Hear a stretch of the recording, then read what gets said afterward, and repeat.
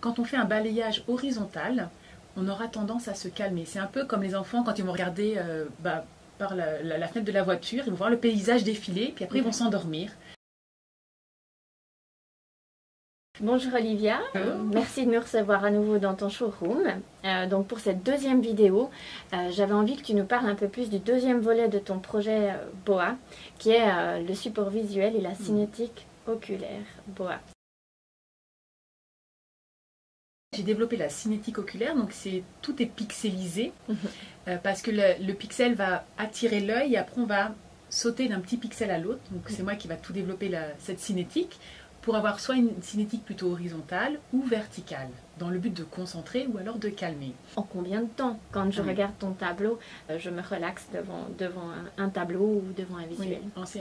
Alors j'ai été très étonnée des résultats, lorsqu'on a, justement sur des volontaires, on leur a fait regarder un tableau quelconque, un tableau en cinétique, d'autres modèles, et on a mesuré donc, sous électroencéphalogramme, donc c'est un joli bonnet de bain avec 19 électrodes qui mesurent l'activité cérébrale, en 30 secondes, en 3 minutes et en 10 minutes. Donc l'effet que ça a. Et dès les 30 premières secondes d'observation, on voit vraiment la descente en fréquence θ.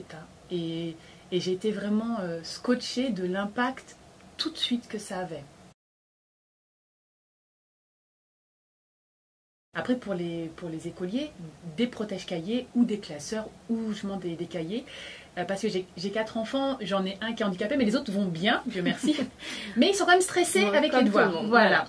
Et j'en ai un particulièrement qui est très émotionnel, donc dès qu'il n'arrive pas, il jette son stylo, il dit qu'il est nul, qu'il vaut rien, c'est une cata. Et puis alors là, quand il part dans ses travers, c'est très... Je pense qu'il y a plein de mamans qui vont se reconnaître, mais c'est très dur de les récupérer pour pouvoir les calmer et recommencer à faire les calculs.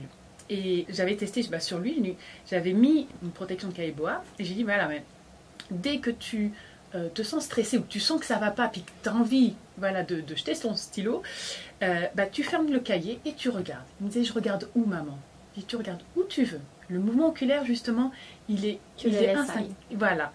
Et je le regardais du coin de l'œil, et effectivement, quand il faisait ses devoirs, à un moment donné, il fermait son cahier, et il en avait ras-le-bol, et il regardait, et il regardait des fois même à peine 30 secondes, et après il réouvrait, et il recommençait ses calculs, mais dans un autre état d'esprit. Ça permettait de déconnecter, et en même temps, cette cinétique, justement, avec ces mouvements, permettait de descendre sa fréquence, et dès les 30 premières secondes. Donc c'est très rapide. L'idéal, c'est vraiment que ce soit l'enfant qui choisisse. Comme on voit, c'est la même structure. Donc c'est juste les couleurs qui changent. Il y a les couleurs claires et les couleurs foncées.